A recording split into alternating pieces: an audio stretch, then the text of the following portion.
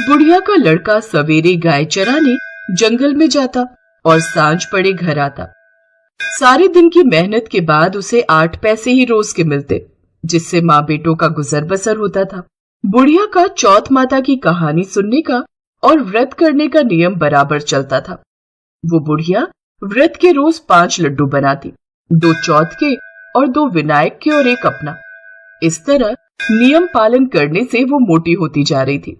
ये देखकर आस पड़ोस की औरतों को उससे जलन होने लगी। उन्होंने मिलकर उस बुढ़िया के लड़के को बहकाना शुरू कर दिया। लड़के ने सोचा, मैं तो सारा दिन मेहनत करके सूखी रोटी खाता हूँ और ये घर बैठी बैठी लड्डू खाकर मोटी ताजी हो रही है। इस सोच के कारण वो एक दिन गाय चराने नहीं गया और छुप कर बैठ गया। उस दिन चौथ था। बुढ़िया 2 पैसे का घी ले आई, सदा की तरह 5 लड्डू बनाए और भोग लगाया।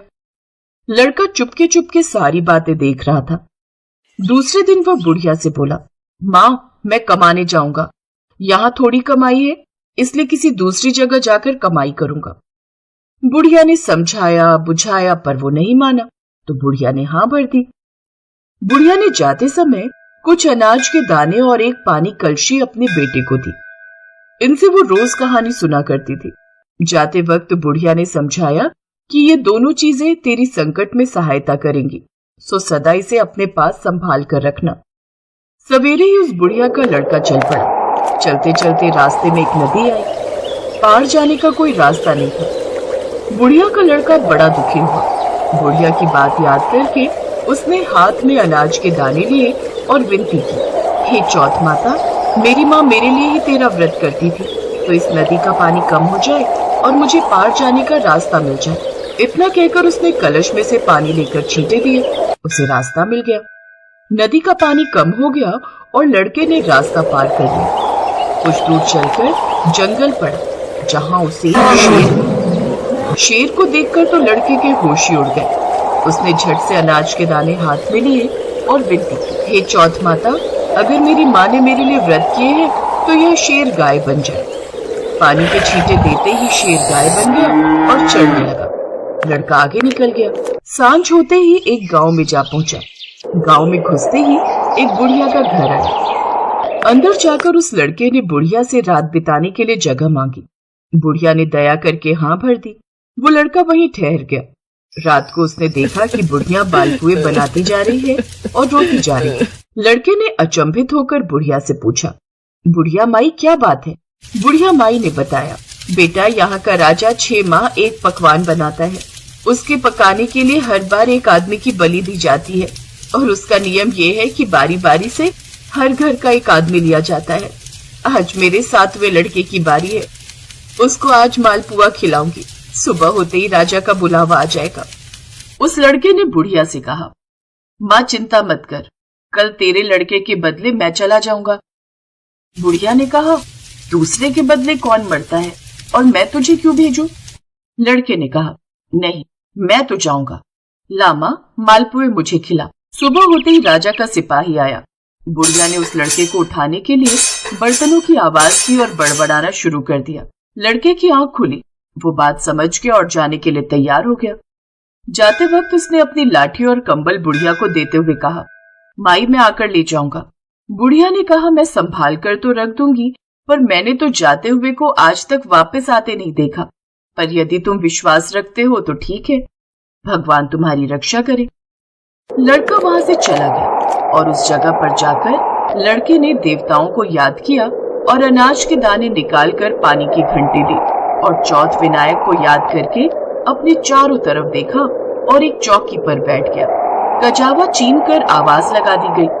तीसरे दिन कुछ कुम्हारों के लड़के खेलते हुए उधर से निकले। उनके हाथ से एक पत्थर का टुकड़ा उछलकर कजावे पर जा पड़ा। पत्थर पड़ते ही उसमें बर्तनों की टंकार निकली। बात सारे गांव में फैल गई। लोगों ने अचंभा किया। नौकर चाकर भेजे गए। कजावा खोला गया। कांसे पीतल के बर्तन निकले। भीतर से आवाज आई, भाइयों, कजावा को धीरे धीरे खोलना, अंदर आदमी भी है।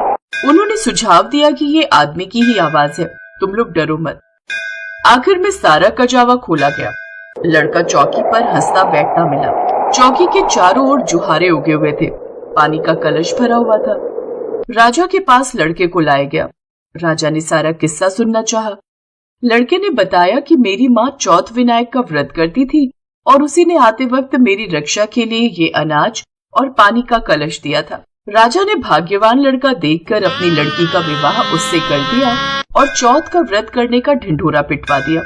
कई दिन बीत गए।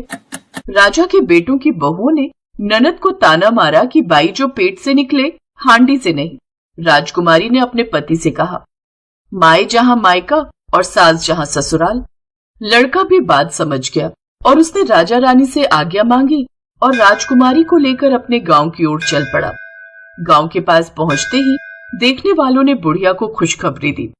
बुढ़िया को विश्वास नहीं हुआ। उसने उपलों की ढेर पर चढ़कर देखा, बेटा बहू आते दिखाई दिए।